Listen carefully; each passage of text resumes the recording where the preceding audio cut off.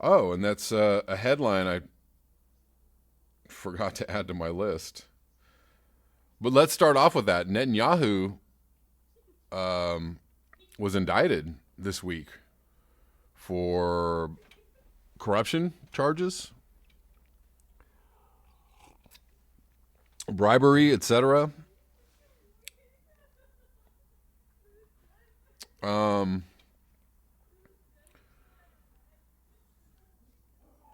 going to go through some more headlines. Desmond Tutu calls for an anti-apartheid style boycott of the fossil fuel industry. I don't know if anybody saw that. Boycotts in South Africa during the apartheid era were quite effective in taking down the system that they had, and leading to basically a revolution in government. So Desmond Tutu, who was part of that movement, understands the power of the boycott. So he's calling for a massive boycott of the fossil fuel industry. And I couldn't agree more.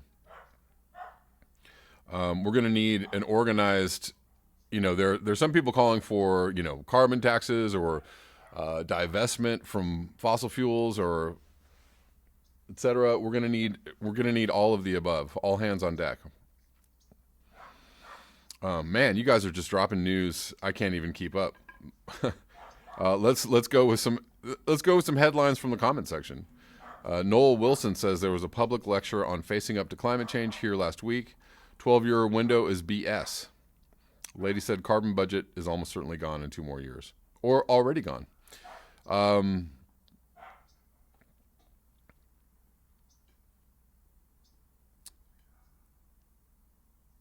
Let's see. Daniel V says, I'm moving to the Upper Peninsula of Michigan. It's very remote. Yeah. I believe there's some viewers of this channel that are already there. Yeah, it's remote for sure.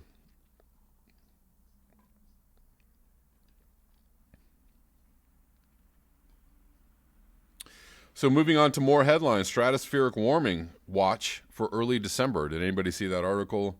There's a possibility for temps 30 C above normal in the Arctic, above the Arctic in the stratosphere. And I have the article up. I'll probably go through that in just a moment.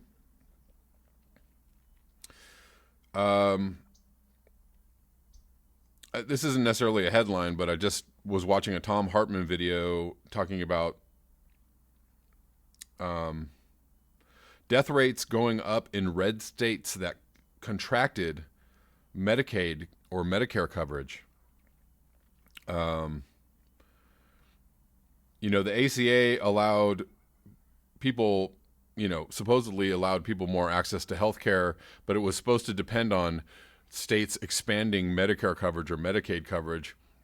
And some states took it upon themselves to actually reduce Medicaid or Medicare coverage because they're such nice, lovely Republican people and they really care about others. So, access to health care and social services is direct impact on people's lives. So let us please, you know where I'm going with this, support the candidates in the 2020 race who are pushing for Medicare for all. And there's actually only one, and that's Bernie Sanders. All the other ones are pushing for some kind of version of Medicare for all, but leaves the private insurance industries in place and able to use their corporate money and power to, basically overturn or dilute or erode Medicare for all. If they even get it passed. Bernie's the one that's pushing for the real deal. He wrote the damn bill. So anyways,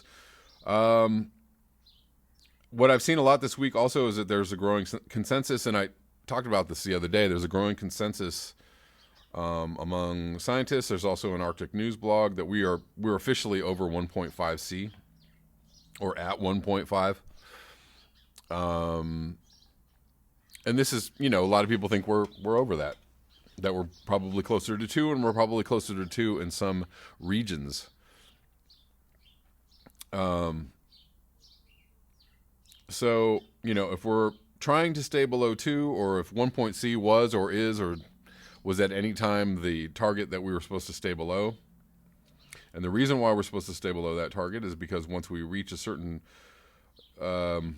global temperature, then the feedbacks start really kicking in, and it's very, very difficult to stop an exponential rise in temperatures. It's kind of older, a little, this happened in October. In October, Australia closed Sacred Rock Uluru to climbers and walkers. I don't know if anybody heard about this, but I think this is actually really cool. This should be happening all over the place. We should be there. They closed it off to climbers, walkers, hikers, whatever, because it's a sacred site. But I think that we should start designating, nature itself as a sacred site. We should start designating more places as off limits to climbers, walkers, hikers, etc. Sorry, that's just my own view. I know some people disagree with me on that, but I'm just going to have to say, if we're going to rewild, if we're going to let the earth, let nature do its thing and rebalance itself, we're going to have to take ourselves off the scene. And I don't know, I think anybody can see the damage that's done when you have more intrusion by humans on any habitat, on any area. I can see it firsthand. I love hiking. I love going out in nature, but I can see, what happens whenever I go hiking anywhere. It's actually, any of the places along the trails or anywhere close to the trails, it's destroyed.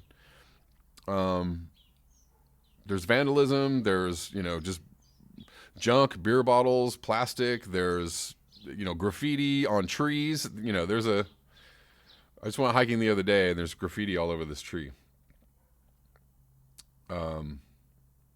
Which is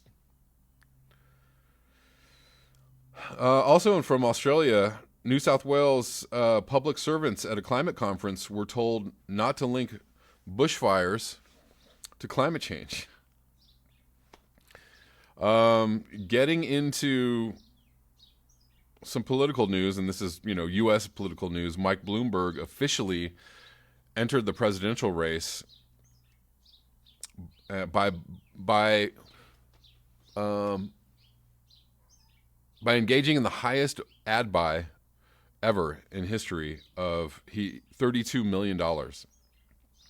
So this billionaire thinks he's going to buy his way to the presidency. I mean, I guess it's happened before, but he doesn't have a lot of public support. And this is an unfortunate thing to say, but Trump, for whatever reason, has more public support among his side of the political spectrum. People just generally don't like Mike Bloomberg, and he was once a Republican. Now he's a Democrat. I think we went over this. Hillary Clinton threatened to enter the race. On top of that, Barack Obama this week threatened to say something or get involved if Bernie Sanders looked like he was running away with the nomination. So,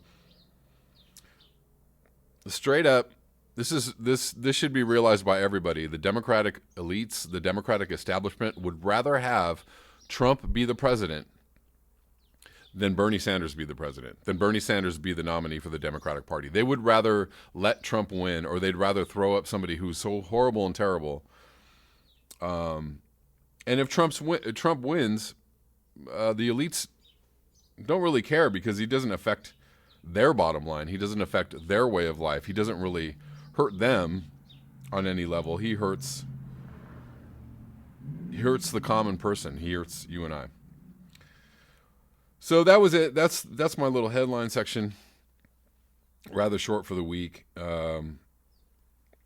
Obviously, it was holiday this week and lots of other things going on. There's lots that I missed, of course. I I think actually there was, hold on one second. One more headline from Nick Humphrey's page. Zimbabwe struggling to feed itself as natural disasters wreak havoc. So Zimbabwe, so many places actually getting bombarded by extreme weather events, climate events, Zimbabwe being one.